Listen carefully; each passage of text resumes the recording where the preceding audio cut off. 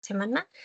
Y unos son los sábados en la noche, creo que Katia ya les ha comentado, y los otros son los domingos en la noche, ¿ya? Así que, bueno, vamos a iniciar. Como les he comentado y como les mencioné en el mensaje de WhatsApp, pues el tema que vamos a tratar el día de hoy son tres en realidad, bastante sencillos. De hecho, les sugiero que todo corazón se lo tengan así, o sea, que se lo sepan bastante, porque en el examen parcial viene bastante de corazón. O sea, no en mayoría, pero sí vienen varias preguntas de corazón.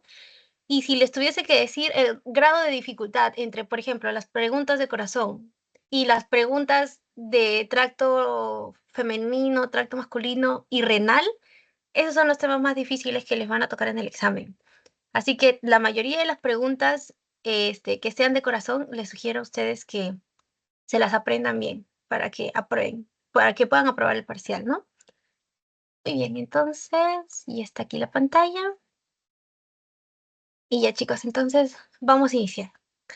Vamos a tratar hoy día tres temas, ¿no? Las miocardiopatías, patologías, algunas patologías del pericardio y los tumores cardíacos. De los tumores cardíacos, yo sé que todos son importantes, a todos los tumores cardíacos los tienen que tomar en cuenta, pero el más importante es el mixoma. Y estoy casi 100% segura de que si les van a preguntar algo de tumores cardíacos, les van a preguntar del mixoma. Así que asegúrense de saber, pues, un poco de la clínica del mixoma y qué es lo que se ve en la patología, ¿no? De pericardio sí no preguntan mucho. De miocardiopatías preguntan más, ¿ya? Así que vamos a repasar bien, bien, bien miocardiopatías para que ustedes puedan aprenderlo bien. Entonces, primero tenemos que saber qué es una miocardiopatía. Entonces, vamos a eso, ¿ya? Como les mencioné, lo primero que tenemos que hacer es saber la definición de miocardiopatía. Entonces, nosotros sabemos que, bueno, por el mismo nombre, miocardiopatía, patía pues significa enfermedad y miocardio es el tejido celular cardíaco, ¿no? Entonces son patologías que afectan al músculo cardíaco, que es básicamente eso, pero un ratito, ya. Creo que aquí, ahí se ve mejor, ya. En general, en el libro lo definen de una manera un poco más holística, de un poco más completa, en donde se menciona que, en donde se menciona que son un conjunto bastante heterogéneo de enfermedades que se asocian o a disfunción mecánica o a disfunción eléctrica. ¿Qué quiere decir esto? Que las miocardiopatías pueden estar asociadas a un problema en la estructura del mismo corazón o en la actividad eléctrica del corazón, ¿no? O sea, una alteración a nivel, por ejemplo, del nódulo sinusal o a nivel del nódulo aurículo ventricular, ¿no? Que son los que comandan la actividad eléctrica del corazón, el sinusal principalmente, ¿no?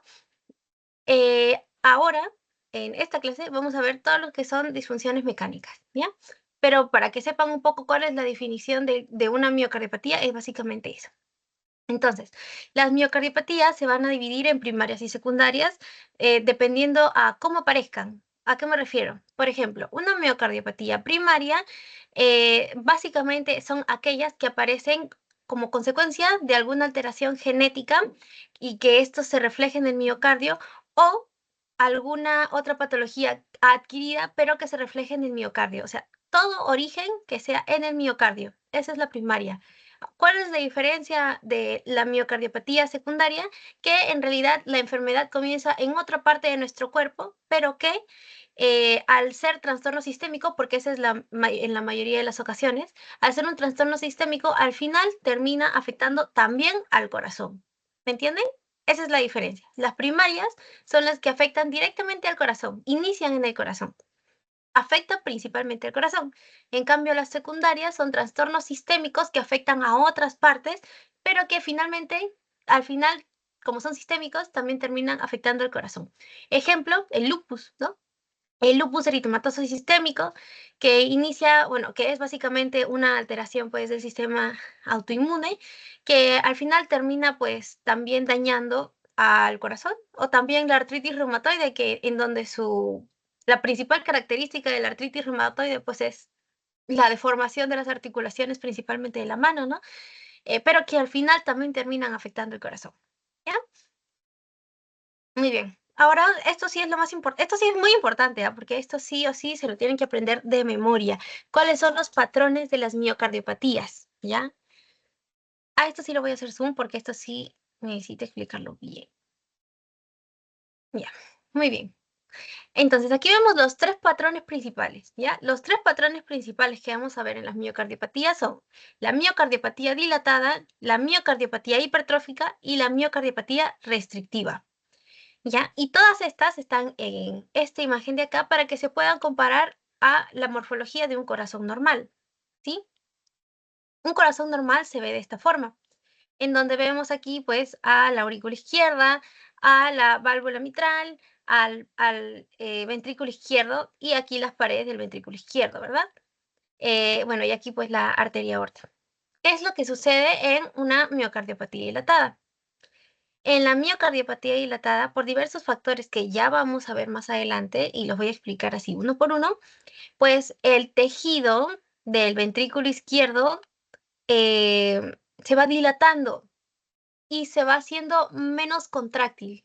O sea, va perdiendo, por así decirlo, va perdiendo músculo, el ventrículo, perdón, las paredes del ventrículo, y como van perdiendo músculo, esta parte de acá, y no solamente el ventrículo izquierdo ya, sino en general las cuatro cavidades, pero acentuado en el ventrículo izquierdo, se vuelve flácido, ¿sí? Flácido. Entonces, en la miocardiopatía dilatada, al ser flácido el músculo, al no tener tanto músculo, no tiene fuerza para contraerse. Entonces, nosotros tenemos que recordar cómo funciona nuestro corazón. Nuestro corazón tiene dos principales etapas, por así decirlo, ¿no? Tenemos a la sístole y a la diástole. Sístole es cuando el ventrículo ejerce toda su fuerza para poder botar la sangre del ventrículo izquierdo hacia la aorta y que de la aorta vaya todo nuestro cuerpo. Esa es la sístole. ¿Y la diástole qué es? La diástole es el llenado del ventrículo izquierdo, ¿no? Que pasa desde la aurícula izquierda, ¿no? Que llega a través, pues, de lo que regresa de nuestro cuerpo hasta la aurícula izquierda. De la aurícula izquierda pasa el ventrículo izquierdo. Y cuando ese ventrículo izquierdo se va llenando, eso es la diástole. Entonces, si lo podemos graficar con la mano, por ejemplo, la sístole es cuando, este es el ventrículo izquierdo. La sístole es cuando hacemos así. Empujo toda la sangre hacia afuera del corazón. Y la diástole es cuando se vuelve a llenar. Entonces, sístole, diástole, sístole, diástole. ¿Ok? ¿Cuál es el problema en la miocardiopatía dilatada? No hay buena sístole. No hay buena fuerza muscular del ventrículo izquierdo para que pueda botar toda la sangre que está ahí adentro hacia el resto de nuestro organismo. ¿Ok? En la miocardiopatía hipertrófica es lo contrario. En la miocardiopatía hipertrófica hay una hipertrofia del músculo cardíaco. Entonces la pared se hace más gruesa, tiene más músculo y tiene más fuerza. Entonces aquí la contracción va a estar perfecta, va a estar muy bien. Toda la sangre que llega al ventrículo izquierdo va a ser correctamente mandada a nuestro organismo. ¿Cuál es el problema aquí? La sístole. ¿Por qué? Porque las paredes están tan engrosadas que la sangre ya no entra en un 90%, ya entra en un 40%. Es decir, entra menos sangre en el ventrículo izquierdo porque hay menos espacio, ¿me entienden? Porque hay demasiado músculo. Las paredes están demasiado engrosadas. Entonces no ingresa suficiente sangre. Eso es un problema en la diástole, es un problema en el llenado del ventrículo izquierdo. Y eso es lo principal de la miocardiopatía hipertrófica. Ahora nos pasamos a la miocardiopatía restrictiva. Obviamente lo estoy haciendo a grandes rasgos, ¿no? ¿Qué pasa en la miocardiopatía restrictiva? En realidad, la miocardiopatía restrictiva también puede remedar una miocardiopatía hipertrófica. Son muy parecidas en ese aspecto, obviamente. ¿Por qué? Porque en la miocardiopatía restrictiva, si bien, como pueden observar acá, las paredes del ventrículo izquierdo están normales, no están hipertróficas, pero tampoco están delgadas como en la miocardiopatía dilatada, pero no están gruesas. Pero aquí también tenemos un problema en el llenado.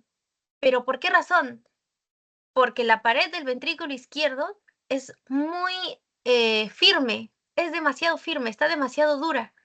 Entonces no puede hacer este ejercicio. no puede hacer así para llenarse. Entonces, siempre se mantiene así, porque está muy dura. Entonces, también ahí hay un problema en la diástole, hay un problema en el llenado. El ventrículo izquierdo no puede distenderse correctamente para que pueda entrar la cantidad suficiente de sangre para después ser bombeada, ¿sí? Entonces, esos son los tres principales patrones de las miocardiopatías, ¿ya? Entonces, vamos a verlo acá igualmente en un cuadrito muy bonito. Acá. Listo. Este cuadro es bien importante. Yo he visto que, pues sí, en algún momento, tal vez ya hace 3 ciclos, 4 ciclos, ha venido preguntas de este cuadrito, pero este cuadro es, o sea, más allá de que pues puede venir de aquí el examen, este es un cuadro que simplifica bastante bien las diferencias entre los 3 patrones de miocardiopatías, ¿ya? Miren, por ejemplo, aquí la fracción de eyección ventricular izquierda en la dilatada está disminuida, está a menos del 40%, y de hecho ya en las etapas terminales de la miocardiopatía dilatada puede llegar hasta menos de 25%. Fracción de eyección, acuérdense que básicamente se refiere a cuál es la cantidad de sangre que se eyecta al momento de la contracción ventricular. Entonces, como hay deterioro de la contractilidad, hay una disminución de la fracción de eyección ventricular izquierda, ¿sí? Entonces, vemos aquí que en la miocardiopatía dilatada tenemos una fracción de eyección ventricular izquierda menos del 40%. ¿Y cuál es su mecanismo de insuficiencia? La falta de contractilidad, ¿no? El deterioro de la contractilidad, o sea, una disfunción sistólica, que es lo que les estaba diciendo, ¿sí? Una disfunción en la sístole. No hay buena sístole porque no hay buen músculo en el ventrículo izquierdo, ¿sí? Porque hay, y como no hay suficiente músculo, bueno, no es que no haya suficiente músculo, sino que hay partes que no están funcionando en el ventrículo izquierdo. O sea, si lo podemos decir de alguna manera, sería eso, ¿no? Entonces, eh, el músculo cardíaco no se puede contraer muy bien. Entonces, como no se puede contraer bien, hay una disfunción sistólica, ¿sí? Ahora, ¿cuáles son las causas de la miocardiopatía dilatada? En realidad hay muchísimas, muchísimas. Tiene un componente genético y tiene un componente ambiental, por así decirlo. O sea, tiene un componente adquirido, esa es la palabra, un componente adquirido. Genético hasta en un 30% de los casos o 50% de los casos, no recuerdo bien, pero por ahí va. Y el resto del porcentaje pues es adquirido, que puede ser por alcohol, por ejemplo, que vamos a ver ahí más adelante, que el alcohol tanto en su forma aguda como en su forma crónica hacen daño al miocito. La miocardiopatía periparto también está asociada a una miocardiopatía dilatada. La miocarditis, que es la infección del miocardio, también está asociada a la miocardiopatía dilatada. El aumento de hierro en la sangre de forma hereditaria, que es la hemocromatosis, está asociado también a la miocardiopatía dilatada. Anemia crónica, doxorubicina. La doxorubicina es un fármaco quimioterápico. Los quimioterápicos también ejercen daño al miocito, por lo tanto, terminan también dando una miocardiopatía dilatada. La sarcoidosis, que es enfermedad por depósito, y también, pues, de forma idiopática, por así decirlo, si en caso no se encuentra alguna otra causa subyacente, pues se dice que es idiopática, ¿no? Y aquí también tenemos un cuadrito, bueno, esta parte del cuadrito, en donde nos dicen qué cardiopatías simulan una miocardiopatía dilatada. Por ejemplo, una cardiopatía isquémica, una cardiopatía valvular, que ya lo han visto con Katia, ¿no? Una cardiopatía hipertensiva o una cardiopatía congénita, que no necesariamente son miocardiopatías dilatadas, pero que simulan en la forma clínica que son una miocardiopatía dilatada. Muy bien, después tenemos a la miocardiopatía hipertrófica. Entonces, aquí, como pueden observar, la fracción de eyección ventricular izquierda es normal. A partir del 50% es normal, en realidad, la fracción de eyección. Entonces, aquí la fracción de eyección en la hipertrófica, normal. ¿Cuál es el problema? Como les mencioné, las paredes son tan gruesas que no se pueden distender. Entonces, hay un deterioro en la distensibilidad. ¿Y qué pasaba cuando no se qué pasa cuando no se puede distender? No hay buena sístole, perdón, no hay buena diástole. Entonces, cuando no hay buena diástole, disfunción diastólica, ¿ok? ¿Cuáles son sus causas? Principalmente las causas de la miocardiopatía hipertrófica son genéticas, el 100% son genéticas, ¿ya? Y pueden estar asociadas también a otros tipos de enfermedades, pero todas genéticas, como la ataxia de Friedrich o la tesaurismosis, e incluso también pueden estar incluidos ahí los lactantes de madres diabéticas. ¿Y qué enfermedades simulan una cardiopatía hipertrófica, la cardiopatía hipertensiva o también una estenosis aórtica? Y finalmente, para terminar ya esta partecita, la restrictiva también tiene una fracción de eyección dentro de lo que podemos considerar normal. Y es similar, bastante similar a la miocardiopatía hipertrófica, con la única diferencia, dentro de las únicas diferencias en realidad, que aquí en la miocardiopatía restrictiva la pared ventricular no está gruesa, está normal, pero está dura, está firme. Entonces esto se puede distender. Entonces también hay deterioro de la distensibilidad. Entonces también estamos hablando de una disfunción diastólica. Causas, amiloidosis, por ejemplo. También hay otra causa que se llama endomiocarditis de Lofer, pero ahí lo vamos a ver. Después tenemos fibrosis inducida por radiación, por ejemplo, idiopática, sarcoidosis también, de hecho. Y algo que simula una miocardiopatía restrictiva es una enfermedad pericárdica, que es la constricción pericárdica, ¿sí? La constricción pericárdica también puede simular una miocardiopatía restrictiva, ¿sí? Entonces, en esta parte de la diapositiva tenemos un cuadrito bastante interesante y bastante bonito que nos va a ayudar a entender un poco más eh, cuáles son las causas, sobre todo, de la miocardiopatía dilatada y de la miocardiopatía hipertrófica. Un dato importante para que ustedes sepan también es que en porcentaje de casos, la miocardiopatía dilatada es la más común. La segunda más común es la miocardiopatía hipertrófica y la tercera más común, o la menos común, como la quieran decir, es la restrictiva, ¿ya? Pero aproximadamente en un 90% de los casos, la más común es la miocardiopatía dilatada, ¿sí? Entonces, como les había comentado yo anteriormente, a ver, espérenme, voy a borrarlo, creo, se eliminó mi efecto, así que lo voy a borrar.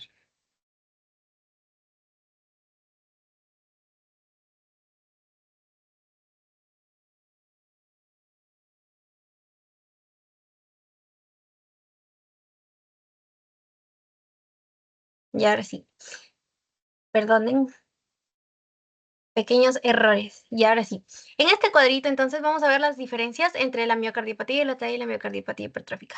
Entonces, como les había comentado yo, la miocardiopatía dilatada tiene causas no genéticas y causas genéticas. O sea, es genética, hereditaria, autosómico dominante en el 20-50% de los casos, ¿ya?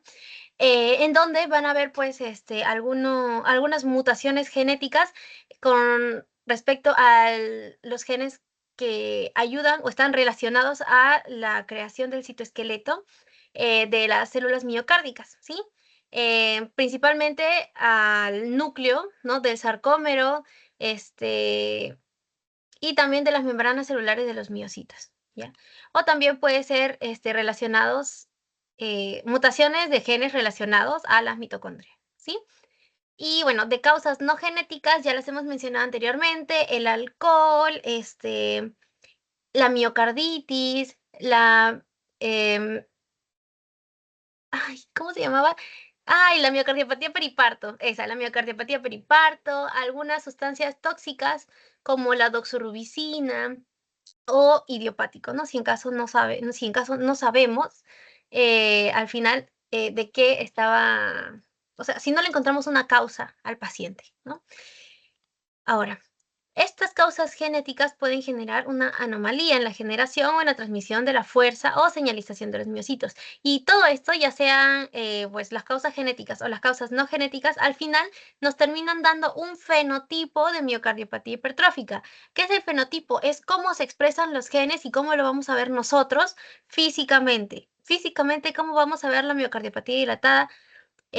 Ojo, que sea miocardiopatía dilatada no quiere decir que no tenga ningún componente hipertrófico, porque sí, en la miocardiopatía dilatada, cuando vamos a ver nosotros al microscopio, tiene mitad y mitad, tiene una parte de componente dilatada, pero también tiene una parte de componente hipertrófico, así que no se vayan a confundir en eso, porque me parece que el ciclo pasado una chica se confundió en eso en un paso, no recuerdo bien, y...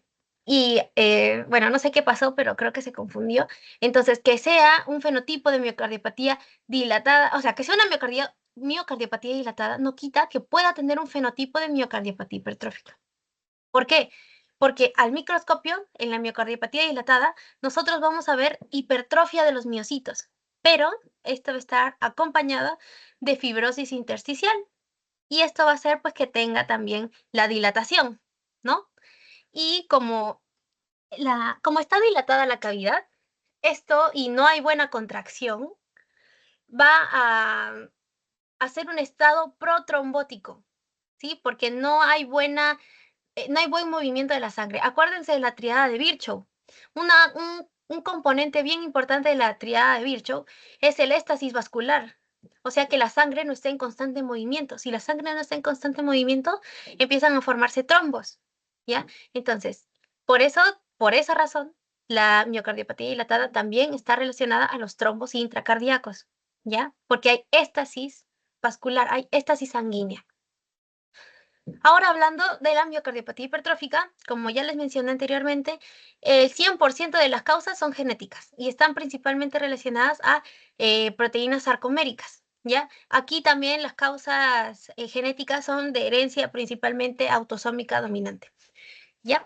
Em, bueno, hay una anomalía también, ¿no? En la transferencia de energía de las mitocondrias al sarcómero y esto al final pues termina en una disfunción sarcomérica directa y al final pues terminamos teniendo nuestro fenotipo de miocardiopatía hipertrófica, ¿no? Vamos a ver una hipertrofia significativa tanto de la pared del ventrículo izquierdo como del septum interventricular, que es lo que vamos a ver en un momento. A eso se le llama de hecho hipertrofia septal asimétrica.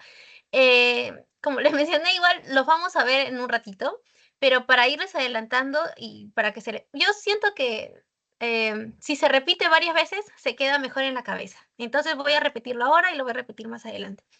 La hipertrofia septal asimétrica es cuando el septum interventricular es grueso y la pared del ventrículo izquierdo, la que solo pertenece al ventrículo izquierdo, es grueso, pero es menos grueso que el septum interventricular, ¿ya? Si ambos fuesen del mismo grosor, entonces ya es una hipertrofia septal simétrica, que también puede pasar, pero en el 20% de los casos. En el 80% de los casos tenemos hipertrofia septal asimétrica, ¿ya? Entonces, repito, hipertrofia septal asimétrica es cuando el septum interventricular, o sea, la pared que divide al ventrículo derecho del ventrículo izquierdo, está gruesa, y la pared del ventrículo izquierdo, la que solo le pertenece al ventrículo izquierdo, está gruesa, pero es menos gruesa que el septum interventricular, ¿ya? Esa es hipertrofia septal asimétrica. Después tenemos a la desorganización miofibrilar, que eso es característico de la miocardiopatía hipertrófica. Y la fibrosis intersticial también es un componente muy importante de la miocardiopatía hipertrófica. Bueno, también tenemos vasos septales engrosados y placa en infundíbulo, pero en realidad los que les mencioné anteriormente, esos son los más importantes, los componentes más importantes, ¿ya? Que vendrían a ser hipertrofia septal asimétrica, desorganización miofibrilar y fibrosis intersticial. Esos son los tres componentes más importantes de la miocardiopatía hipertrófica. Todo esto al final lleva a casi una misma clínica, es decir, la evolución clínica de ambas enfermedades va a ser muy similar, ¿ya? Al final terminan a la larga con insuficiencia cardíaca, pueden sufrir de muerte súbita, pueden tener arritmias, entre ellas una de las más comunes, la fibrilación auricular. Y como tienen fibrilación auricular, pues les cuento también por si no tenían este datito, que la fibrilación auricular también contribuye a el estado protrombótico. ¿Por qué? Porque en la fibrilación auricular, la aurícula, que hasta cierto punto también se contrae, en vez de contraerse, está así. La pared de la aurícula está así. Entonces, al estar así, favorece también la éstasis vascular, o sea, que la sangre no se mueva. Y eso también hace que dentro de la aurícula izquierda se formen trombos. Y esos trombos pasan de la aurícula izquierda al ventrículo izquierdo, y del ventrículo izquierdo, ¿a dónde? al cerebro. ¿Qué pasa? Accidente cerebrovascular. ¿Ya? Entonces, como mencionamos acá, ¿no? Algunas miocardiopatías dilatadas y casi todas las hipertróficas son de origen genético. Eso es lo que se tiene que llevar también, ¿no? Acuérdense, miocardiopatía hipertrófica, 100% causa genética, miocardiopatía dilatada, del 20 al 50% causas genéticas, causas no genéticas, el resto. Entonces, la miocardiopatía dilatada tiene también causas no genéticas, ¿ya? Ahora sí vamos a ir uno por uno. ¿Qué hora es? No quiero hacerla tan larga. Ya, vamos a hacerlo rápido, ¿ya? Muy bien, entonces, miocardiopatía dilatada. ¿Cuál es la definición según nuestro librito base, que es farmacología, que estoy hablando? Patología estructural y funcional de Robin Psicotran? ¿Qué nos dice? Que la miocardiopatía dilatada se define por una morfología y funcionamiento en donde hay dilatación cardíaca progresiva y una disfunción contráctil. Por lo tanto, también es disfunción sistólica, ¿no? Y esto generalmente va con hipertrofia concomitante, ¿ok? Va con hipertrofia concomitante. No, acuérdense que sea dilatada no quiere decir que no tenga o que no pueda tener un componente hipertrófico, ¿ok? Entonces, em, la miocardiopatía dilatada puede ser de causa o puede tener causas tanto primarias como secundarias, es decir, causas que se dan del mismo corazón, en el mismo corazón, o causas que pueden ser sistémicas y que al final terminan afectando al corazón. ¿Ok? Patogenia. ¿Cuál es la patogenia de nuestra enfermedad?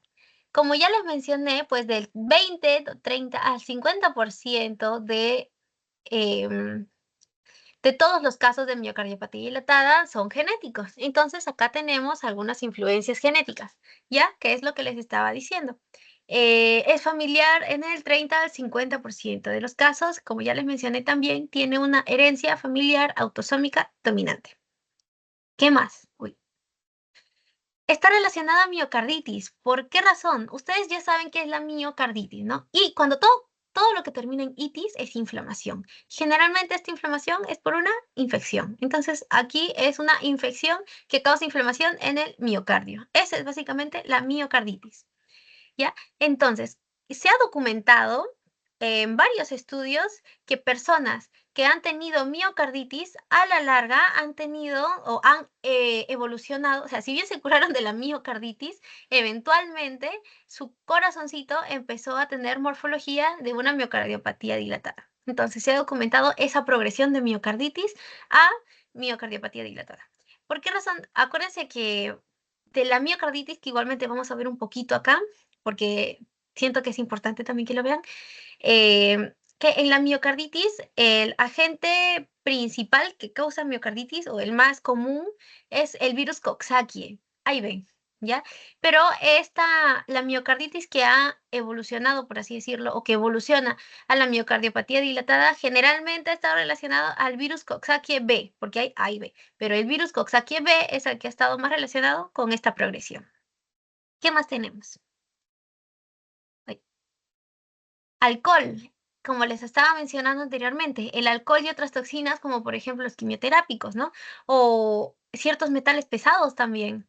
Tenemos, por ejemplo, el alcohol.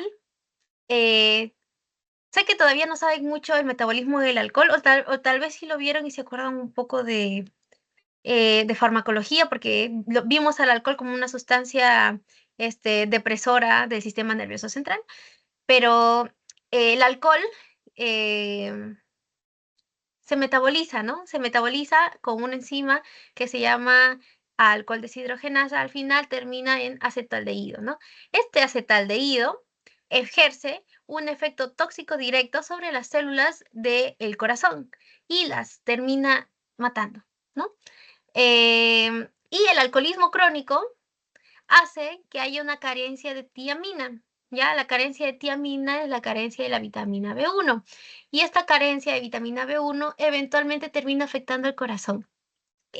Más adelante, tal vez de aquí en la carrera vayan a ver cuál es la enfermedad por deficiencia de vitamina B1. A esa enfermedad se le llama beriberi, ¿ya? Pero el alcohol, al ser una toxina que altera bastante el corazón, pues también se ha denominado pues que hay una enfermedad que afecta al corazón por el alcoholismo crónico, que es el beriberi cardíaco, ¿ya? La carencia de tiamina es principalmente pues por el alcoholismo crónico.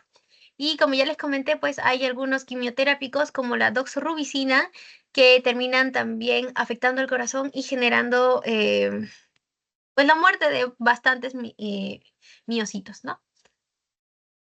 El parto. El parto está muy relacionado a la miocardiopatía periparto, que es lo que les estaba mencionando, y tiene bastantes etiologías, por así decirlo, o suposiciones de etiologías, porque hasta ahora no se ha llegado a un consenso específico, pero se dice que está relacionada con la hipertensión arterial asociada al embarazo o por una sobrecarga de volumen que es fisiológico dentro del embarazo, porque en el embarazo hay un aumento del volumen sanguíneo. Es por eso que en el embarazo también hay hemodilución, aumenta el plasma, pero los eritrocitos siguen en su número normal. Entonces, hay anemia fisiológica, por así decirlo, ¿no? En el embarazo.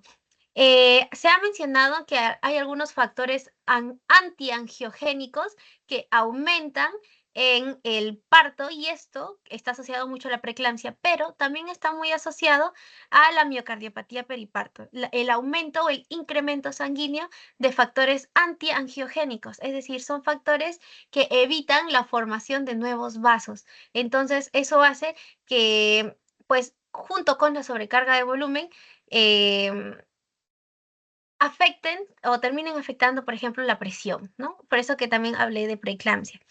Y esto se ha visto pues relacionado con la miocardiopatía dilatada, que aparece en el parto y que puede estar hasta cierto punto después del parto, o sea, en la etapa de puerperio, hasta unos meses, más o menos hasta unos 6 meses después del parto. Después tenemos a la sobrecarga de hierro, que puede ser por dos causas. Primero, por la hemocromatosis y segundo, puede ser por una transfusión sanguínea varias veces, ¿no? Transfusiones sanguíneas múltiples. Ambas están asociadas a una sobrecarga de hierro en nuestro organismo y eso está también directamente relacionado con la miocardiopatía dilatada. El estrés suprafisiológico, que en realidad abarca varias enfermedades, como por ejemplo una taquicardia persistente, la presencia de un hipertiroidismo, porque el hipertiroidismo también es un estado de estrés suprafisiológico en donde hay un aumento de casi todos los parámetros de los signos vitales. En el caso de los fetos con madres diabéticas insulinodependientes, también se ha visto pues estrés suprafisiológico. Y el exceso de catecolaminas, de hecho, que está asociado o que puede estar asociado a la presencia de un feocromocitoma. Dentro de unas 3 semanas, chicos, les va a tocar, o bueno, acá en las asesorías, porque ustedes creo que ya están en la semana 3 de la universidad, 3 o 4, que están a punto de ver renal. O sea, cuando vean, perdón, fisiopatología o patología renal, más bien dicho, van a ver tumores renales. Y dentro de los tumores renales, vamos a ver al feocromocitoma. ¿Ya? El feocromocitoma, que es un tumor medular, de la médula, no de la corteza, de la médula. El feocromocitoma es una causa infrecuente de hipertensión arterial. Entonces, el feocromocitoma está también relacionado con la producción de catecolaminas.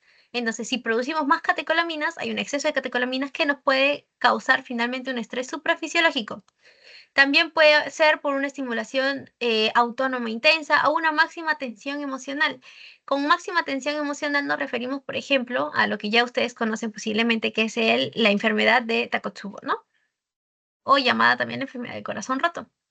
Y todas esas son las causas más importantes de miocardiopatía dilatada. Ahora vamos a ver la morfología, porque la morfología sí o sí les va a venir, no solo en el examen, sino en el paso. Y bueno, también es importante. En general, la morfología en la miocardiopatía dilatada no es distintiva de, o sea, no es que veamos esta imagen de acá y digamos, uy, sí, es una miocardiopatía dilatada, pero de lejos. No, no, ¿sí? O sea, no es característica de, pero luce de esta forma. Primero vamos a ver cómo se ve macroscópicamente, ¿ya? Una miocardiopatía dilatada tiene dilatación de todas las cavidades, todas las cavidades, pero con asentación en el ventrículo izquierdo. Por tal motivo hay un aumento del tamaño del corazón. Y no solamente hay aumento del tamaño del corazón, sino también hay aumento del peso del corazón. ¿Sí? El peso llega a aumentar hasta el triple, de hecho. ¿Qué más tenemos? Como ya les mencioné, dilatación de las 4 cavidades, ¿no? Las 2 aurículas y los 2 ventrículos, pero tiene predominio en el ventrículo izquierdo, y también vemos hipertrofia, que acá no se ve mucho la hipertrofia, se ve más acá en la lámina, ¿sí? En la microscopía. ¿Qué es lo que vamos a ver? Primero, hallazgos inespecíficos, que es lo que les dije. No es que haya algo característico patognomónico aquí en la lámina que nos diga, uy, esto fijo es miocardiopatía hipertrófica. No hay. Sí. A ver. Lo que sí podemos notar acá son 2 cosas muy importantes. Primero, las células musculares que están hipertrofiadas. Estas son las células musculares. Todo lo que ven aquí de moradito son las células musculares, que pues se nota que están bastante hipertrofiadas, o sea, gruesas, grandes, ¿sí? Acá. ¿Y qué más se ve? Acuérdense, ¿se acuerdan lo que les dije en la primera clase? Que todo lo azul es colágeno. Ya pues, el colágeno es básicamente fibrosis, ¿no? Entonces, lo azul es colágeno, entonces aquí vemos fibrosis intersticial.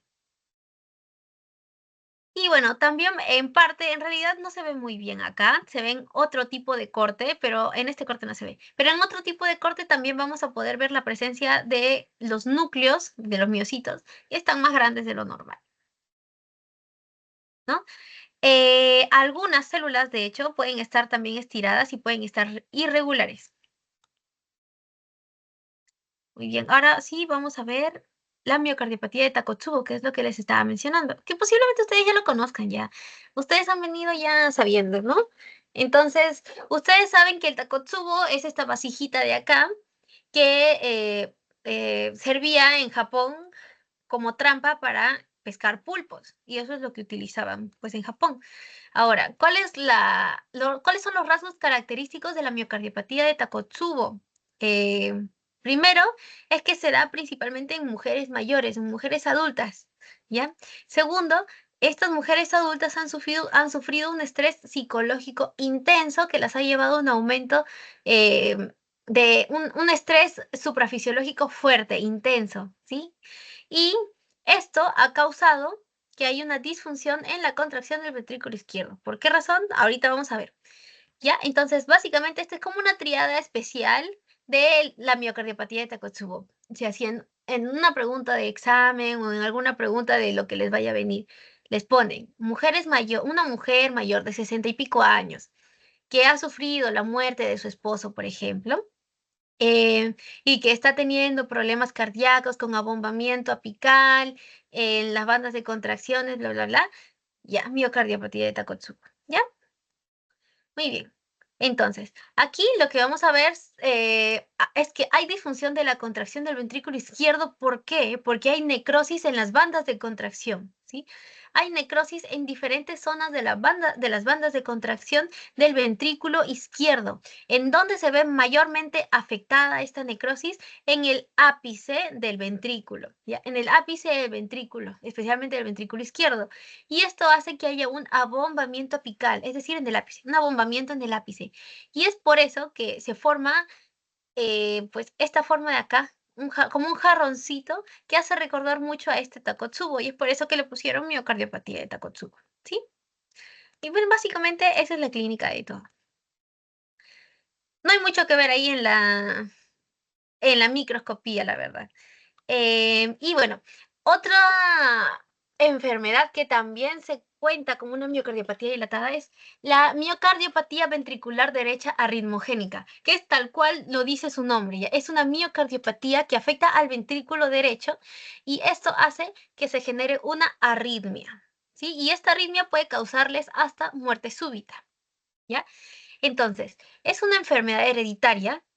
Eso es importante que lo sepan. Es una enfermedad hereditaria que causa insuficiencia del ventrículo derecho, porque así dice su nombre, ¿no? Insuficiencia del ventrículo derecho y arritmias, ¿no? Trastornos del ritmo, principalmente fibrilación ventricular, pero también puede ser taquicardia ventricular. Ambas son ritmos de paro, acuérdense, ¿sí? Son ritmos, tanto la taquicardia ventricular como la fibrilación ventricular son ritmos de paro. Es decir, si el paciente tiene una taquicardia ventricular, una fibrilación ventricular, ya estamos hablando de 2 de los 4 ritmos de paro, es decir, está en paro cardiorrespiratorio. Obviamente, si en caso no respira también, ¿no? Entonces ahí ya tienen que aplicar su RCP, solamente por un recuerdito para que se les quede, por si se acuerdan de RCP también. Entonces, como están en paro, técnicamente puede haber muerte. ¿Ya? Estos pacientes pueden morir. Y de hecho, la fibrilación ventricular a veces es tan fuerte, que es tan peligrosa, que puede ocasionar muerte súbita. Y así se ve macroscópicamente la miocardiopatía ventricular derecha ritmogénica. ¿Ya? Este es el ventrículo izquierdo. Se ve, de hecho, hasta cierto punto normal, ¿no? El izquierdo. Ahora, el derecho no es normal que se vea de esta forma. ¿Por qué? Les voy a decir por qué. Porque en el derecho debería haber un poquito más de músculo, pero miren el color de lo que vemos acá. ¿Qué es lo que sucede en la miocardiopatía ventricular derecha ritmogénica? Que el músculo es solamente, de hecho, solamente afecta al ventrículo derecho. El músculo del ventrículo derecho ha sido eliminado, ha sido baneado y ha sido reemplazado por grasa.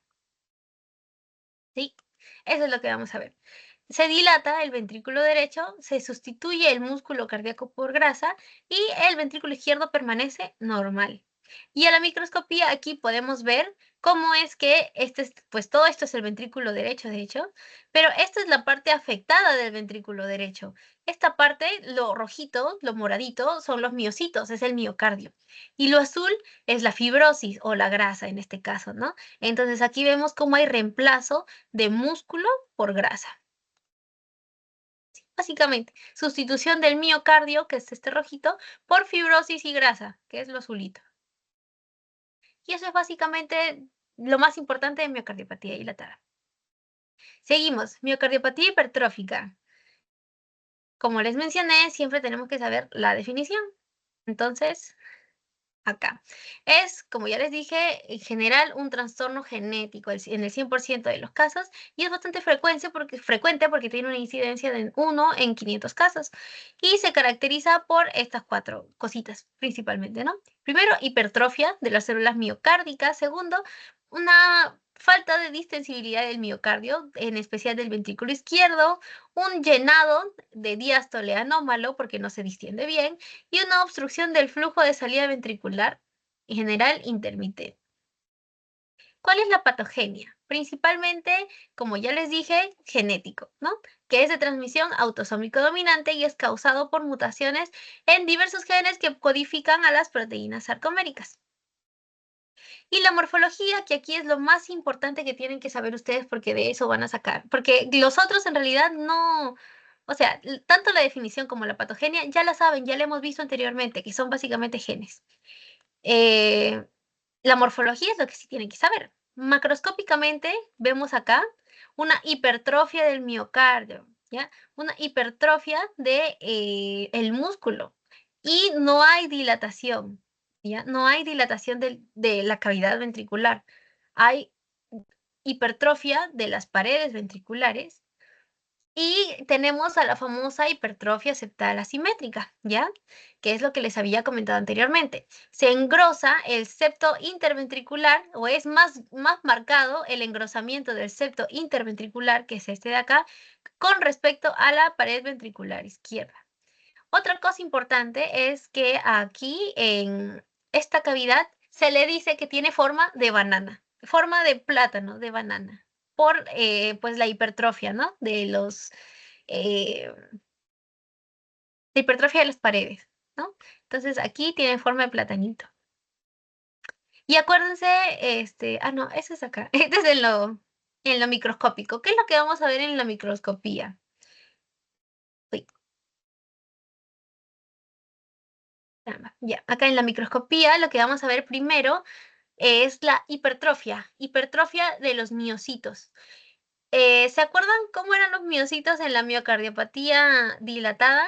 Pues es bastante similar, solo que este es otro corte. ¿Se acuerdan que les dije que pues, los núcleos se veían en la miocardiopatía dilatada, pero en otro corte? Ya, este es el otro corte.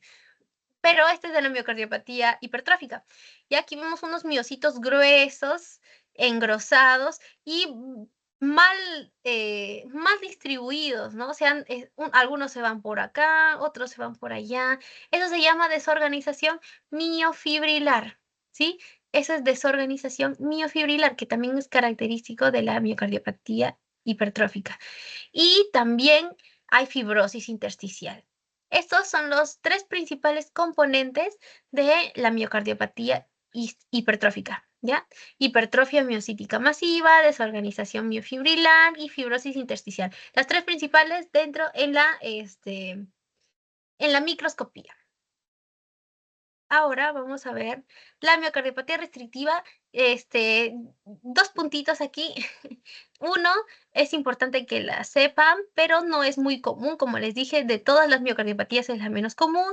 Y segundo, tampoco viene mucho en el examen, pero igual apréndanselo y quédenselo como conocimiento para la vida, ¿ya? Entonces, ¿cuál es la definición? Nosotros ya habíamos visto cuál era la definición de una miocardiopatía restrictiva, ¿no? Es una miocardiopatía en donde tiene una disminución de la distensibilidad del ventrículo y hay insuficiencia en el llenado, ¿no? Durante la diástole. Y generalmente es idiopática, ¿ya? En la mayoría de los casos va a ser idiopática, pero también está asociada a otras enfermedades que pueden ser enfermedades o condiciones, de hecho, porque puede haber fibrosis por radiación y eso puede causar una miocardiopatía restrictiva, amiloidosis, sarcoidosis y tumores metastásicos. ¿Cuál es la morfología aquí? A ver, acá. En realidad no es que tenga una morfología en específico porque la macroscopía no tiene un rasgo morfológico distintivo. Como les dije, solamente en esta patología es como si la pared ventricular se volviese más dura. Eso es todo, solo se vuelve más dura. Ya los ventrículos generalmente son o tienen un tamaño normal, las cavidades generalmente no están dilatadas y el miocardio es firme, firme y no distensible, no se distiende porque es firme, ¿no? Generalmente no, o sea, no es que sea bastante común, pero si pudiésemos decir que hay un hallazgo, tal vez podría ser la dilatación vía auricular por la firmeza que tienen ambos ventrículos, ¿no? Y en lo microscópico, en realidad, porque tampoco he encontrado imágenes, pero en lo microscópico lo que se ve principalmente es fibrosis intersticial parcheada o difusa. Difusa es que afecta a todo el ventrículo y parcheada es que afecta a partes del ventrículo. ¿Ya? Hay otras alteraciones restrictivas que también se pueden considerar como miocardiopatías eh, restrictivas, ¿no? Como por ejemplo la fibrosis endomiocárdica. Esta es una enfermedad que afecta a niños y adultos jóvenes, pero no es en nuestro continente, ¿no? Es en África. Y esto pues produce una fibrosis del endocardio y subendocardio, por lo que disminuye la distensibilidad, ¿no? Por la fibrosis, obviamente. Después tenemos a la endomiocarditis de Lofer, ya que es una fibrosis que tiende bastante a formar trombos murales, ¿sí? Esta también es una fibrosis endomiocárdica, así como la fibrosis endomiocárdica de los niños y adultos en África. Esta endomiocarditis puede estar asociada a inflamación, ojo, ¿ah? Puede estar por eso es que se le llama endomiocarditis, puede estar asociada a inflamación.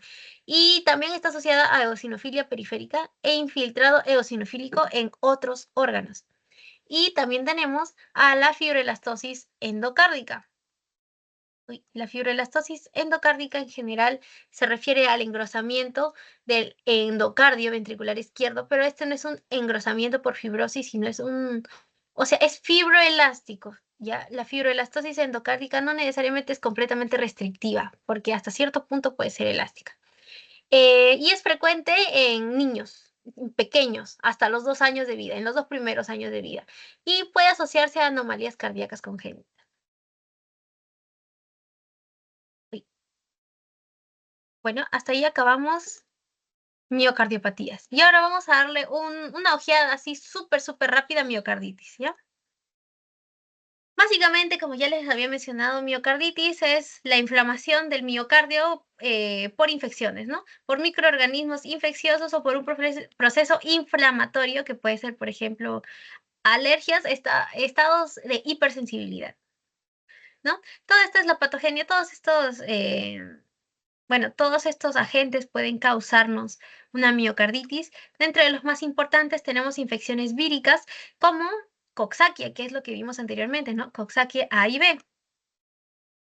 Eh, También hay agentes no víricos que causan miocarditis, como el Trypanosoma cruzi, ¿no? Que es de la enfermedad de Chagas. En la enfermedad de Chagas vamos a ver miocarditis.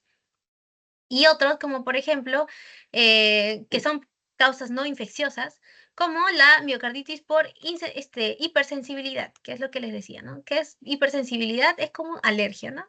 Sinónimos son casi. Entonces, aquí tenemos a la miocarditis linfocítica, que es la más común, de hecho. La miocarditis linfocítica se caracteriza por presentar necrosis miocítica multifocal, como podemos ver acá, todo lo blanco es porque está necrosado, ¿no?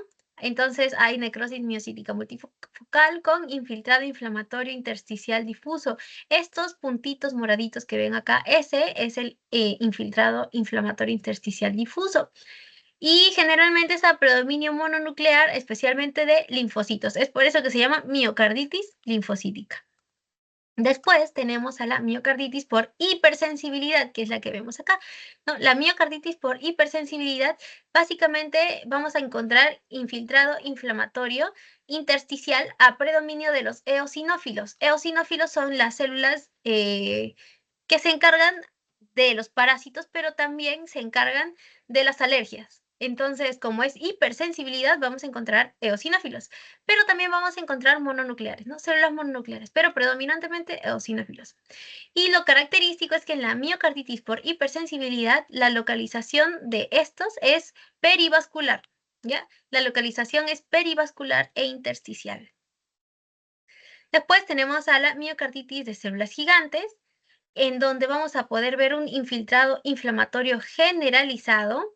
Vemos células gigantes, por eso se llama de esa forma, ¿no? Células gigantes acá, por ejemplo, aquí y aquí, mononucleadas, que también vamos a ver linfocitos, macrófagos, eosinófilos, y vamos a ver también necrosis focal, como podemos ver por aquí, por aquí, por aquí, y frecuentemente esta necrosis suele ser extensa. Y finalmente, para terminar pues con la miocarditis, tenemos a la miocarditis por la enfermedad de Chagas, o sea, por el Trypanosoma cruzi.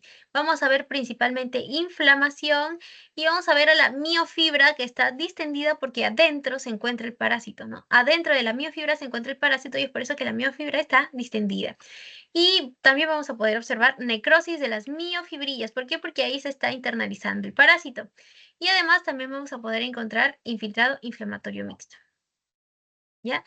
Entonces, ya, aquí tenemos algunas preguntas, chicos. Vamos a hacer lo mismo que la clase pasada. Y después de esto vamos a tener un break para que puedan caminar un rato, ¿ya?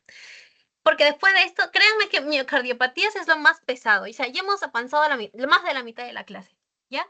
Entonces, terminamos con las preguntas y un descanso de 10 minutitos para que puedan caminar, comer, traerse algo, ¿ya? Entonces voy a llamar a personitas, pero antes de eso voy a preguntarle a alguien si quiere responder la pregunta voluntariamente, ¿ya? La vamos a leer entonces.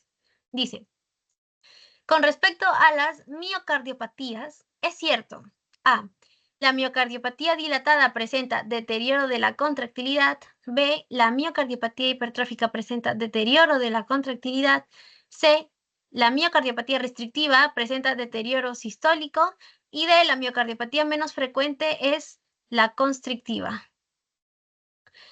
¿Alguno de ustedes, chicos, quiere responder la pregunta voluntariamente?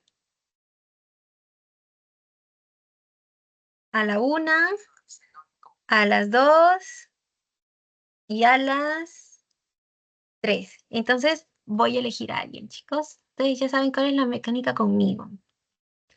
A ver. Angélica Uscamaita, ¿estás ahí?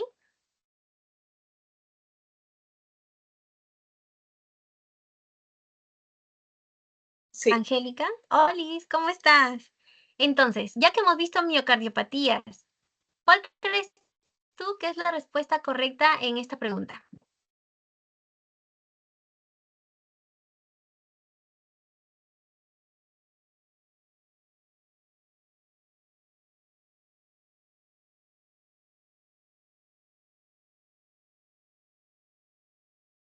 La A. Correcto, muy bien. Eso es lo que estábamos mencionando, ¿no? Anteriormente. ¿Qué pasa con la miocardiopatía dilatada? Se dilata la cavidad, ¿no?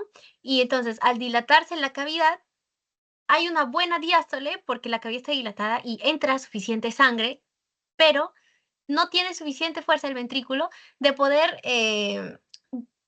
eyectar toda esa sangre a nuestro organismo, ¿no? Entonces ahí hay un problema en la contractilidad. Entonces sí, efectivamente, la miocardiopatía dilatada presenta deterioro de la contractilidad. La miocardiopatía hipertrófica no presenta un deterioro en la contractilidad, sino en la distensibilidad. Acá está al revés. ¿La miocardiopatía restrictiva presenta un deterioro sistólico? No, un deterioro diastólico. ¿Y la miocardiopatía menos frecuente es la constrictiva? No, porque la constrictiva no existe, tendría que ser la restrictiva. ¿Sí? Básicamente, esa es la razón por la cual la respuesta correcta es la A. Muy bien. Siguiente pregunta. Tenemos, la miocardiopatía más común en porcentaje de casos es... Ah, yo la dije, ¿ah? Yo la dije. ¿Alguien quiere saber? Alguien quiere saber, perdón. ¿Alguien quiere responder, chicos, de forma voluntaria?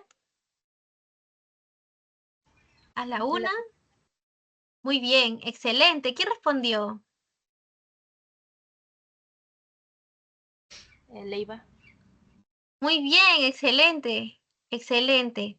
Efectivamente, chicos, la respuesta correcta es la miocardiopatía dilatada. Como les había comentado, en porcentaje de casos, la más común es la miocardiopatía dilatada, la segunda más común es la hipertrófica y la menos común es la restrictiva. Y acá el mixoma no tiene nada que ver porque el mixoma no es miocardiopatía, es un tumor. Ya, esta pregunta sí está tranca. Creo que esta mejor yo la voy a responder. Porque en realidad no es algo que yo haya mencionado en clase. He tomado de ejemplo esta pregunta porque esta pregunta nos ayuda también a aprender. De hecho, resolver exámenes también es un método de estudio. Así que tal vez respondiendo exámenes también pueden estudiar. Entonces, esta pregunta dice, si en el contexto de una miocardiopatía restrictiva encontramos hallazgos microscópicos que apuntan a una reacción granulomatosa, entonces sospecharemos de... Aquí la pregunta en realidad es bastante rebuscada porque estamos hablando de una reacción granulomatosa. Al inicio hubiesen pensado tal vez amiloidosis, pero en realidad la amiloidosis es una enfermedad por depósito. La enfermedad de Fabry también es una enfermedad por depósito. De hecho, la sarcoidosis también, pero lo característico de la sarcoidosis es la presencia de una reacción granulomatosa. Entonces, en contexto de una miocardiopatía restrictiva, efectivamente restrictiva puede ser por amiloidosis o sarcoidosis, apuntan a una reacción granulomatosa. Con eso tenemos sarcoidosis. ¿Ok? Entonces, esto sí ya lo tenía que responder yo, porque en realidad no he dado muchos datos sobre esto. Es una pregunta que me pareció interesante para poder mostrárselas y que tengan más o menos cuál es la característica de un cuadro de miocardiopatía restrictiva por sarcoidosis. ¿Qué se ve en la miocardiopatía restrictiva por sarcoidosis? Reacción granulomatosa. ¿Ok? Y esto también lo mencioné, de hecho lo mencionamos así hace un ratitito. Dice, la etiología más frecuente de miocarditis. ¿Cuál es? ¿O no la mencioné? Bueno, ¿alguien quiere participar, chicos? Coxsackie A y B. Excelente, muy bien. Es Coxsackie A y B. Y haciendo también recordar que de hecho el VIH también es causa de miocarditis. El Trypanosoma cruzi también vimos que es causa de miocarditis y que los quimioterápicos de hecho también. Pero lo más común es que sea el virus Coxsackie A y B. Y entre A y B, ¿cuál es el más común? El B, ¿verdad? O al menos común entre comillas. Y más bien dicho, es el que está relacionado con la progresión de miocarditis a una miocardiopatía dilatada, ¿no? El virus Coxsackie B. Uy, chicos, muy bien. Entonces, hasta ahí creo que vamos a descansar unos... No, vamos a descansar hasta las 9:20, ¿ya? Para no hacerla tan larga, porque en realidad literalmente solamente falta esto y falta tumores y ahí terminamos. ¿O quieren hacerlo de corrido? ¿Opiniones? ¿Quieren descansar un rato o seguimos de largo?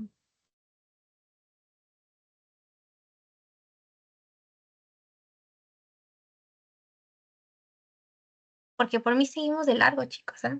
Pero no falta nada. Vamos a descansar, si no, hasta las 9:20, ¿ya? Párense un ratito, tomen agua, descansen un rato y a las 9:20 seguimos, ¿ya? 9:20, sí, pero 9:20 en punto, ¿ok? 9:20 en punto.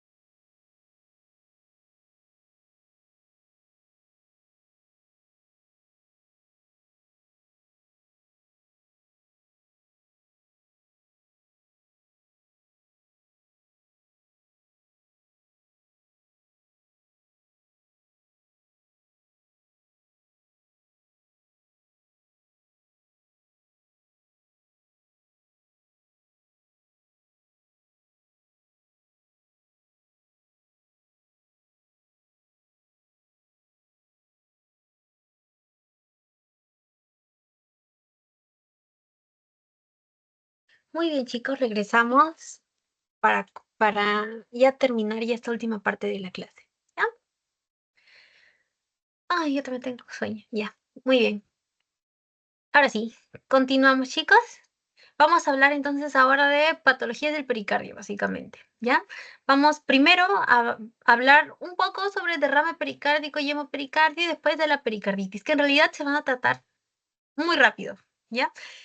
Lo importante que sepan que pues el pericardio es como la pleura, pero en el corazón, ¿verdad? O sea, es una capita con un espacio virtual pues que cubre al corazón, ¿no? Por eso se le llama pericardio, alrededor del corazón. Y que generalmente sí suele tener líquido, menos de 50 mililitros, ¿ya? El contenido normal de nuestro saco pericárdico es de 50 mililitros o menos. Eso es lo normal. Lo patológico viene a ser cuando ya aumenta este contenido normal, ¿no? Ahora, hay dos formas en las que se afecte, ¿verdad? Podemos tener un derrame pericárdico y este derrame puede ser agudo o crónico, o de frente puede ser un hemopericardio. Y el hemopericardio tiene varias etiologías, ¿sí? A ver, muy bien. Los datos más relevantes para no hacernos más bolas son estos de acá. Primero, ¿cuáles son las características de un líquido pericárdico normal? Generalmente el líquido pericárdico primero es líquido, ya no debe ser espeso, es líquido, acuoso, translúcido y de color pajizo, o sea, es entre un amarillento, pero un amarillento translúcido, ¿sí? Es como la orina cuando tomas demasiada agua, si lo pudiésemos describir de alguna forma, ¿sí? Em, todas esas son las características de un líquido pericárdico normal. Ahora, ¿qué pasa en el derrame pericárdico? En el derrame pericárdico vamos a ver un líquido ceroso, un poco más amarillo de lo normal, amarillento. Y en el hemopericardio, ¿qué pasa? El líquido ya se vuelve sanguinolento. Como les había mencionado, el derrame pericárdico de hecho está relacionado a muchas enfermedades. Una de las enfermedades a las cuales está relacionado el derrame pericárdico es el lupus o la artritis reumatoide, pero principalmente el lupus eritematoso sistémico. ¿Por qué? Porque el lupus eritematoso sistémico generalmente tiene compromiso con derrames, es decir, en el lupus vamos a ver, o bastante común, o sea, tampoco en exceso común, pero sí comúnmente vamos a ver derrames pleurales, derrames pericárdicos en el lupus. ¿Ok? Y después tenemos al hemopericardio. Ya el hemopericardio puede ser causas, por ejemplo, no necesariamente infecciones, sino cánceres metastásicos pueden causar hemopericardio y además accidentes principalmente de tránsito, en donde pues la persona pues está manejando, sucede el accidente y ¡pua! El timón se choca con el pecho y pueden ocurrir ahí dos cosas. Uno, bueno, en realidad varias cosas, a nivel del tórax obviamente. Pueden ocurrir en ese accidente nomás que les estoy diciendo, neumotórax, atención, hemotórax, claro, hemotórax masivo o hemopericardio. Y este hemopericardio, al ser agudo, se llena tanto y tan rápido de sangre que puede causar un taponamiento cardíaco. Y para el taponamiento cardíaco tenemos una triada, la triada de Beck, que ya la vamos a ver en un ratito, en una pregunta de hecho, la triada de Beck, ¿ya? Que es básicamente hipotensión. No, les voy a dar dos pistas nomás para que sepan cómo resolver el problema más adelante. ¿Ya? Hipotensión y ruidos cardíacos alejados. Y mejor les voy a decir todo, ¿ya? Mejor les voy a decir todo la triada de Beck, que es el taponamiento cardíaco, ¿ya? La triada de Beck es básicamente, el primer componente es ruidos cardíacos alejados, o sea, tú vas a escuchar que los ruidos cardíacos, a pesar de que lo estás escuchando normalmente pues con el estetoscopio, vas a escucharlos como si estuviesen al fondo, al fondo, al fondo, al fondo. O sea, los vas a escuchar muy alejados. Después vas a ver ingurgitación de la yugular, ingurgitación de la yugular o de las venas del cuello. Y también vas a encontrar hipotensión, ¿sí? Esa es la tríada de Beck. Muy bien, entonces con respecto a los derrames, ya no la hemopericarditis, sino con respecto a los derrames, se van a clasificar en agudos o crónicos. Los crónicos generalmente son de 500 mililitros, es decir, tienen más volumen, ¿ya? Tienden a ser derrames de más volumen que los agudos. Los derrames agudos suelen tener un volumen de entre 200 y 300 mililitros. Sin embargo, son los derrames agudos los que tienen peor clínica, son los que te llevan al taponamiento cardíaco. ¿Por qué? Porque los derrames agudos, acuérdense que pues el contenido normal del saco pericárdico es de 50 mililitros. Entonces, al llenarse de forma aguda y tan rápido de el cuádruple, quíntuple, sextuple de su volumen normal, hace que el corazón no tenga tiempo de adaptarse a este nuevo espacio, por lo cual se va a producir este taponamiento. No como en el crónico, por ejemplo, ¿no? En el crónico, el derrame se va acumulando de a poquitos y de a poquitos y de a poquitos y de a poquitos. Entonces le da chance, por así decirlo, le da chance al corazón de que pueda irse adaptando al poco espacio. Entonces, es por eso que en los derrames crónicos no vamos a encontrar generalmente una clínica así fuerte, ¿ya? Eh, o una clínica marcada. Lo que sí vamos a ver es que si sacamos una radiografía de tórax, vamos a ver un aumento de la sombra cardíaca, ¿sí? ¿Me entienden la diferencia? Ahora, también aquí no está, pero es importante que sepan que hay un, como por así decirlo, no me acuerdo es exactamente el nombre, pero es como un piopericardio, o sea, la presencia de pus dentro del pericardio y ya esto sí se debe a infecciones, ¿ya? Y bueno, ahora vamos a hablar de las pericarditis, o bueno, de la pericarditis, porque la pericarditis puede ser, tiene 5 tipos en realidad, son 5 tipos de pericarditis. Tenemos, y vamos a hablar primero de la serosa. La pericarditis serosa está principalmente asociada a enfermedades inflamatorias no infecciosas, ¿ya?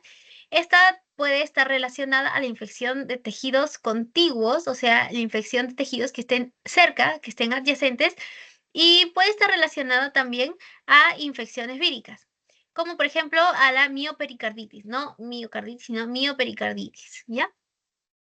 Ese es en el caso de la serosa. En el caso de la fibrinosa o cerofibrinosa, y o cerofibrinosa, esta viene a ser la pericarditis más frecuente, ¿ya? En donde vamos a encontrar líquido seroso y también vamos a poder encontrar exudado fibrinoso.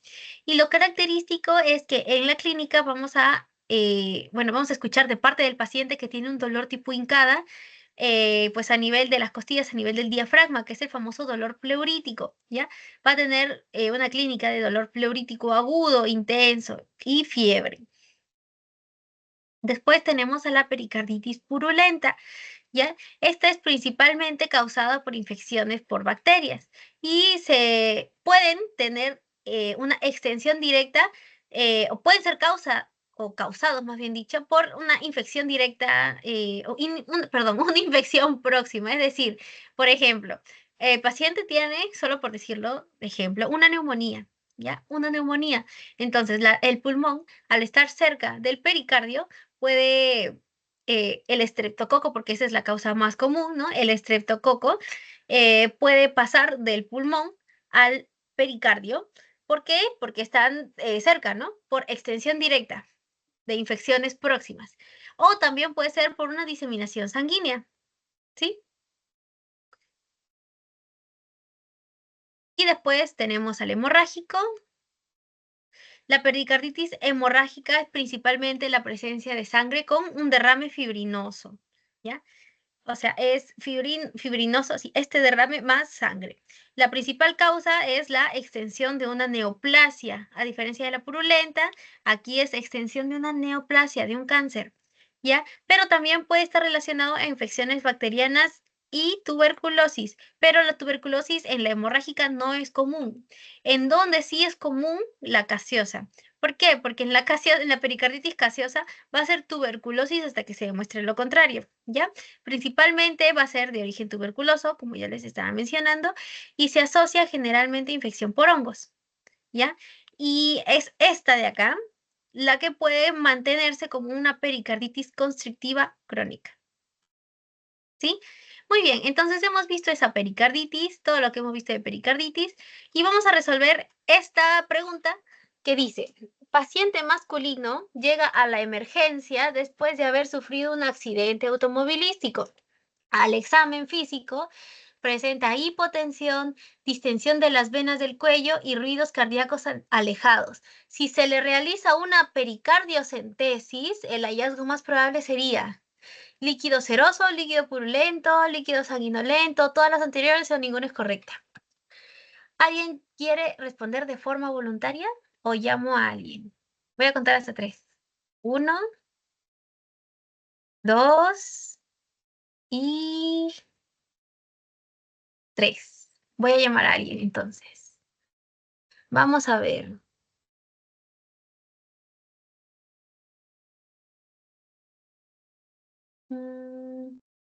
Pues ya también yo soy bien indecisa. A ver, ¿a quién llamo? Nayeli, ¿estás ahí?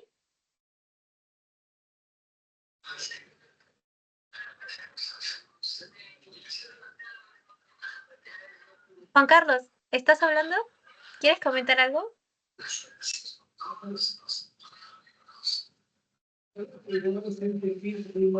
No, te escucho.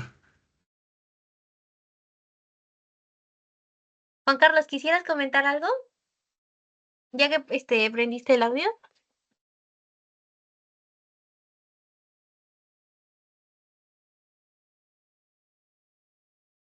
No, nada. Ok, está bien. A ver, Nayeli, ¿estás ahí? Nayeli Medina.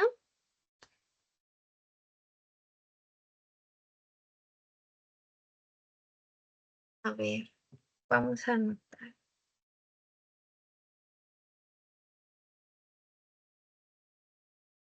Muy bien. A ver, vamos a llamar a alguien más. A ver, Antoinette. Antoinette, aquí no estás ahí. Sí. Hola, Antoinette, ¿cómo estás? ¿Quisieras darle alguna respuesta a esta pregunta? Para ti, ¿cuál es la alternativa que tiene más sentido para ti? No estoy segura, pero la sé. Muy bien, excelente. De hecho, ¿Sí? sí. Ah. Es la C. Es la C. Y además, si no hubiese sido la C, está bien participar porque no importa equivocarse, ¿ya? Equivocándonos nos aprendemos, ¿ya? Pero sí, es la C, muy bien. ¿Por qué razón es la C?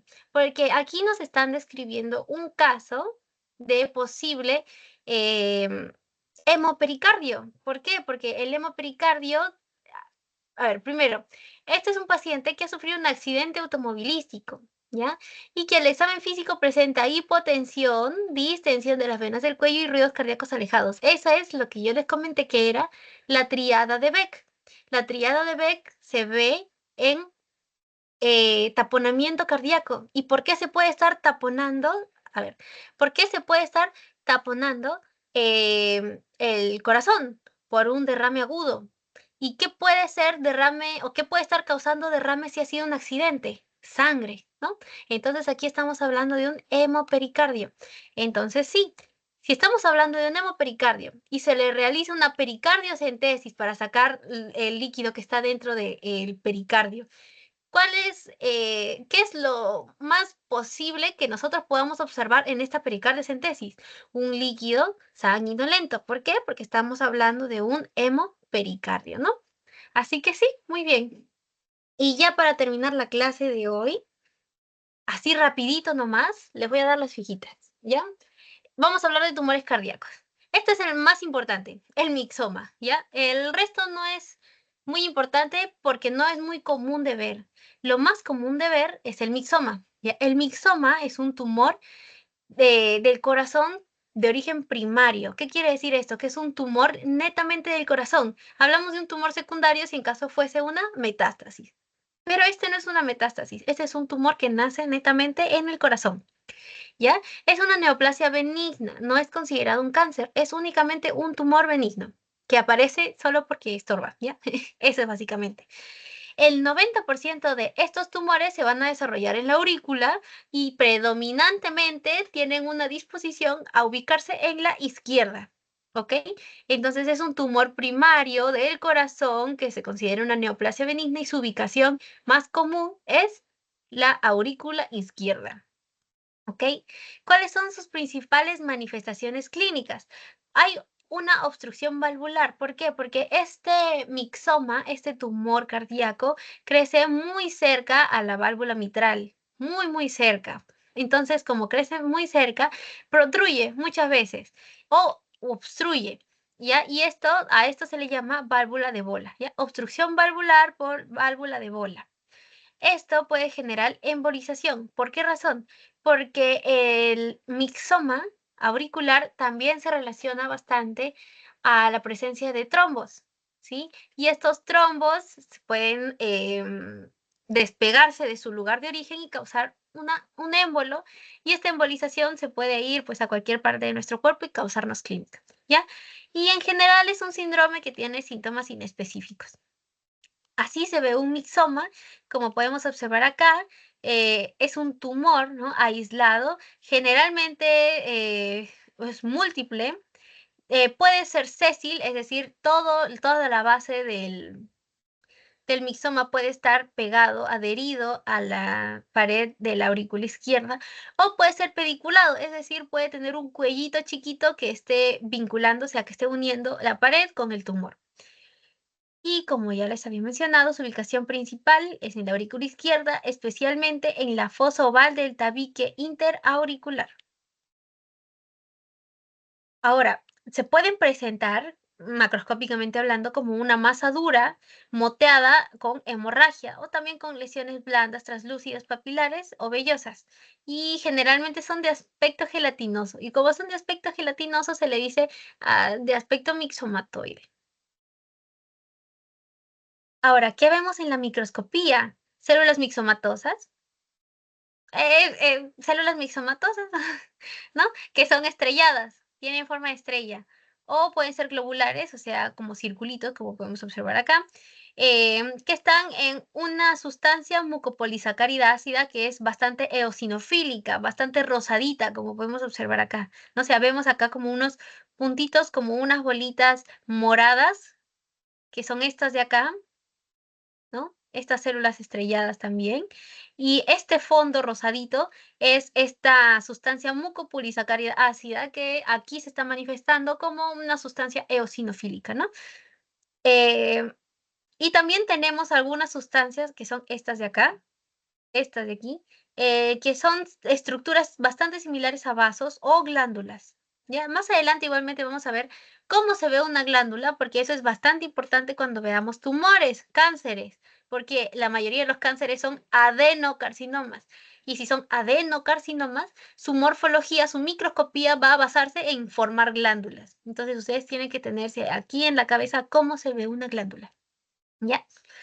Pero por el momento no es tan necesario. Entonces, bueno, igualmente, como les menciono, esas son las principales características del mixoma, que este es básicamente el tumor cardíaco más importante. Después tenemos al lipoma. El lipoma es bastante sencillo de reconocer. El lipoma es un tumor benigno también que se localiza, bueno, que tiene una localización en específico. Además, son bien circunscritos y están compuestos por células grasas maduras. Miren, estas son las células grasas, ¿no? Así se ve el tejido graso, de esta forma. De hecho, parece parecen alvéolos, pero no son alvéolos, ¿no? Es tejido graso, ¿ya?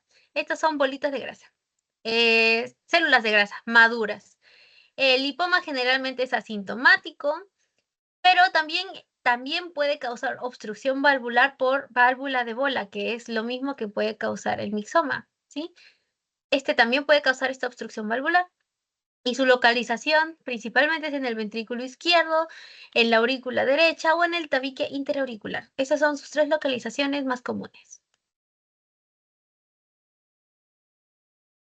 Miren, también tenemos aquí la presencia de estos miocitos, ¿no? Los miocitos aquí son bastante grandes y el citoplasma acá, por ejemplo, tiene una morfología como en araña, en tela de araña, por, bueno, toda la formación por toda la presencia de las células grasas maduras, ¿no? Después tenemos al fibroelastoma papilar. Este es bien característico y se lo van a acordar bastante fácil porque el fibroelastoma papilar tiene una semejanza a una anémona marina. O sea, ¿se acuerdan de Buscando a Nemo y en dónde vivían Nemo y su papá? Una anémona, ya, igualito, ya. Es bien parecido a una anémona marina, tanto macroscópicamente como microscópicamente, ¿sí? Se localiza también principalmente en las válvulas cardíacas y es una neoplasia benigna, pero es bastante inhabitual, o sea, es muy poco frecuente, menos frecuente que el lipoma. Después tenemos al rhabdomioma. El rhabdomioma es de todos estos el que aparece más comúnmente en edad pediátrica, ¿sí?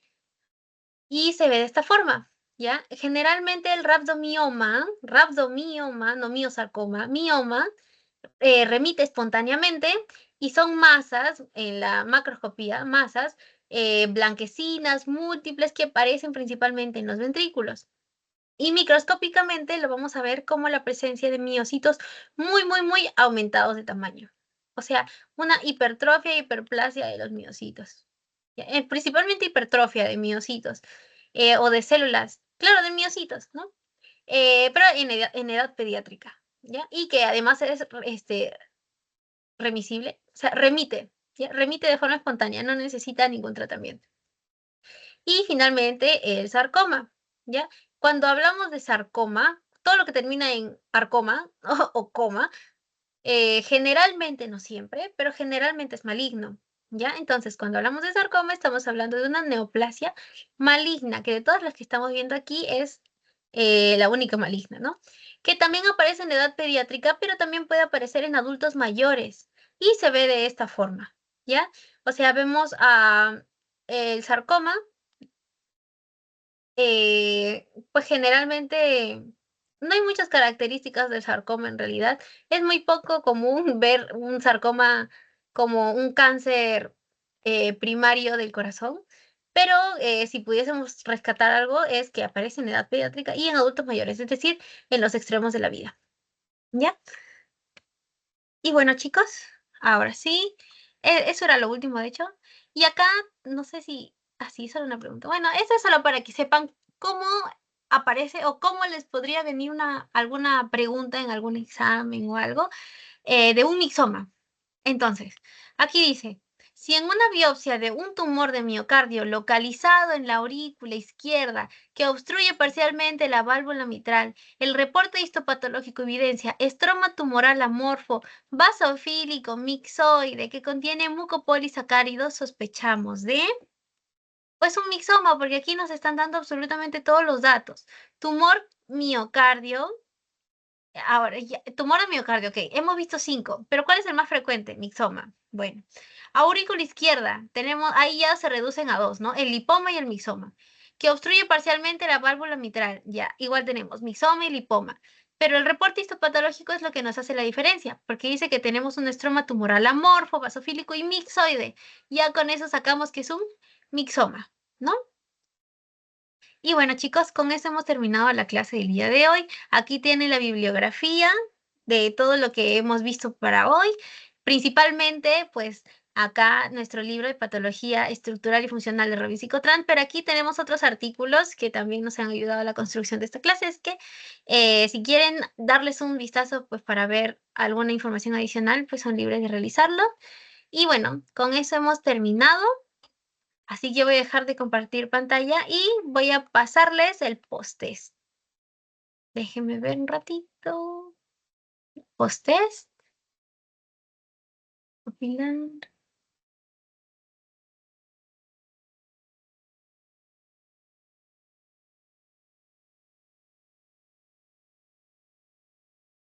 Muy bien, chicos.